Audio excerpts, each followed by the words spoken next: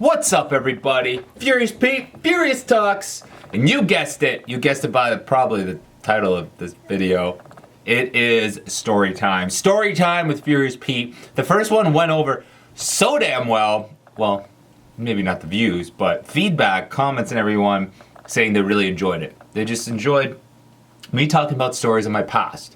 And I figured, let's do the same today. It was one of those days, I believe I did on the same day on Mondays, so released on Tuesdays, where we're packing, at the unit. We're doing orders for you guys, Fierce Apparel orders, and you guys, it's just one of those days where it's just a lot of computer work, editing and stuff, and then orders, and it's just a boring day. It's not that exciting, I don't really want to show you guys office work every day.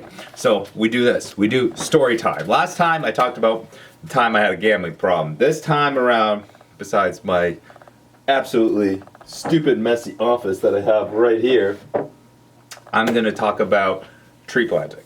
So we did, when I was in university, and actually it kind of connects to the last story in which I actually made a substantial amount of money as a university student for studying. So what I did was tree planting. What is tree planting? Well, in Canada, there is a law. And the law in Canada, there's a law that every tree you cut down, you have to replant a new one.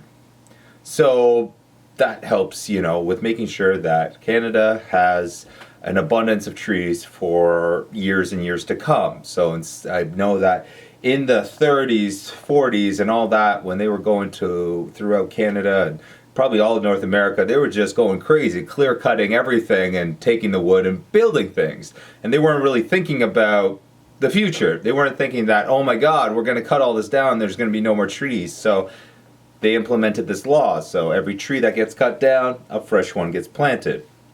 And what gets planted are these seedlings. They're they go about yay big. And they have this pod at the bottom about this big, and that needs to get planted into the ground.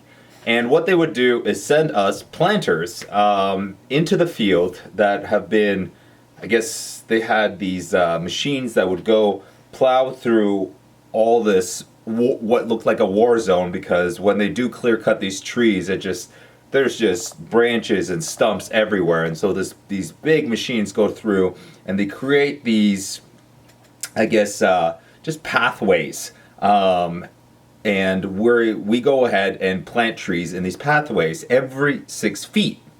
That is the rule. So you would plant one tree, and then you would go and walk for me, it was 2 steps, and I would plant another tree. And so 2 steps was 2 meters, or I would always pace myself so that 2 steps equal 2 meters, or 6 feet. And so what we would do is carry around every single day. You would wake up 6 a.m., get planting probably by 8 a.m., and you would plant till about 6 p.m. of that day.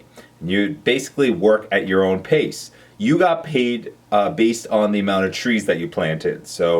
And you would get paid anywhere between 8.5 to 20 cents a tree. And that all depended on the type of land. So the easier it was to plant, the more clear cut that it was, the more prepared the land was, the less you got paid. So you may think, oh my God, how the hell do you make any money doing, making 8 cents or 20 cents a tree that you plant? Well, you plant a lot of trees. In fact, I remember planting like 5,000 to 6,000 trees one day. And you work really hard, you work really fast. You plant a tree literally every couple seconds, because you throw your shovel into this mud, you create a little slit in the mud, and you plant this pod right into the mud, stomp on the soil, and move on. You don't check it. You don't make sure everything is perfect, because after a while you get into a rhythm. It just becomes second nature to plant these trees. And you would, throw your shovel in. Sometimes it would be rough soil, so sometimes you're spending a little bit more time, but most of the time you would have soft soil. You throw your shovel in, create a little slit, and you put this pod in, stomp it, and keep going. At any given time, you would have between 200 and 500 trees with you at a time, seedlings. So you would have these big bags on the side of you, and you would just put these bundled up seedlings in these big bags, and as you're walking along, you just keep grabbing a tree and you throw your shovel in, and boom, keep going. And then you would figure out, ideally the whole process would be, you'd figure out how many trees you need to go from the front of the land. So you're given, I guess I should mention this, every single planter got their own piece of land to plant. So you got from this part to plant, and you would have maybe, I don't know, 200 feet wide or maybe 400 feet wide. Sometimes it was about 400 feet wide, and it would go back far. It would go back far. Sometimes you're in the swamp. There'd be times where there'd be water up to here and you're trying to plant stuff. It got insane at times, like seriously insane. Sometimes the ground was frozen. But that being said, usually you try to load up your bags, because at the front of your land they would leave these boxes of trees. So you would try and load up your bags so much so that you would try and figure out how many trees exactly you needed to plant from the front of your land to the back of your land and back. So that once you get to the back to the front of your land once again, you can reload your bags and keep going. So that was the ideal system. It didn't work most of the, well, especially right when you were starting. The first year when I did it, I was a pretty big rookie, so you make a lot of mistakes. But I got pretty good for my first year. I planted a lot, I remember. And you just keep planting and planting, but obviously you make mistakes. There would be inspectors that would go through, and maybe you didn't plant enough trees in a certain area, maybe you didn't plant the trees properly, and then you would have to go back and fix up your trees. And that was definitely a big pain in the ass, because when you are fixing up your trees, if you didn't plant them right, then you would actually have to go back and fix it, and you wouldn't actually get paid for that. You don't actually get paid for fixing trees, so you want to make sure you do it right the first time. And so based on that math, if you're planting 4,000 trees a day at 10 cents average, you're making $400. So in university, $400 a day and not really having a place to spend it was pretty damn good. We would be working like 6 days a week and having one day off. And when you have a day off, you're up in the boonies. You're up in a little town where there really isn't a way of spending all that money. You would go to the bar would be cheap, or you would buy a couple things that you wanted for camp, some snacks or something, but you really wouldn't spend your money. There wouldn't be a lot of money spent going to these days off. So you really got to save up, and which was awesome because I got to save it for university. But if you saw my other story, gambling, there was one year where I saved up, but I ended up spending a lot too, which was a big punch in the face, but it is what it is. So tree planting, I remember by doing this the first year, it's so damn physically exhausting. You use your body so much bending over to plant the tree every single time that by the end of it, your back is killing. You're doing so much cardio every single day, and you're just doing so much. It's so much physical labor. I don't think there really is a job out there that has more physical labor.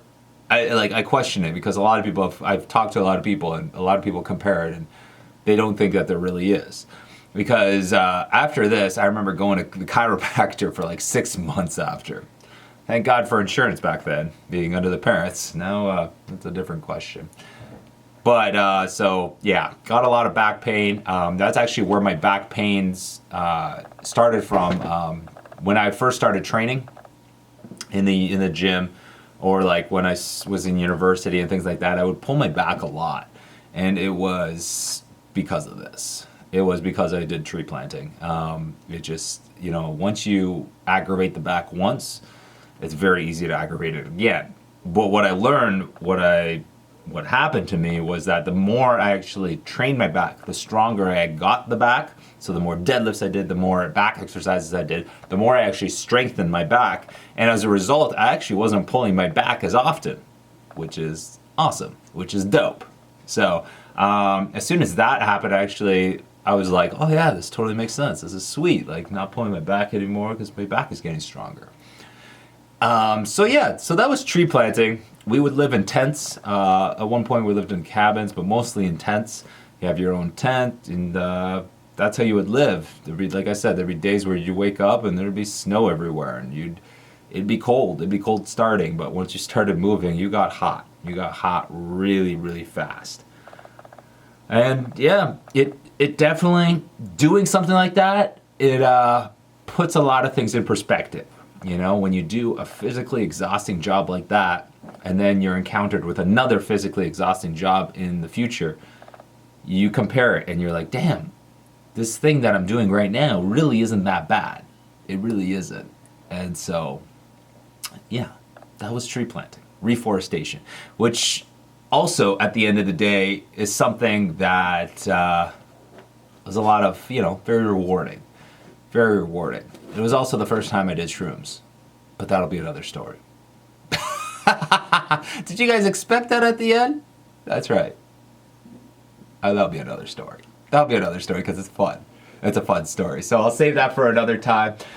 This is Story Time with Furious Pete. Hopefully you guys enjoy this series because I like talking about, you know, stories of the past because it's fun. It's fun. I reflect on them all the time, so why not reflect on them here with you guys? Thank you very much for tuning in. We got fart tanks coming for you guys later this week. Very, very requested. So finally will be released. And what else was I going to say? The D4L weight plate necklaces should be in stock pretty soon. So we just got a few. They're almost made and they're here. So they're just getting made. So almost done. Hopefully we get those out to you guys. Anyways, thank you very much for tuning in. I love you all. Make sure you thumbs up this video if you enjoyed it. Catch you guys later. Dedicated for life. We are Team Furious. Stay sexy, stay hungry, and of course, get laid. There we go. There's my thumbnail. That's all I need. There we go. Oh, yeah.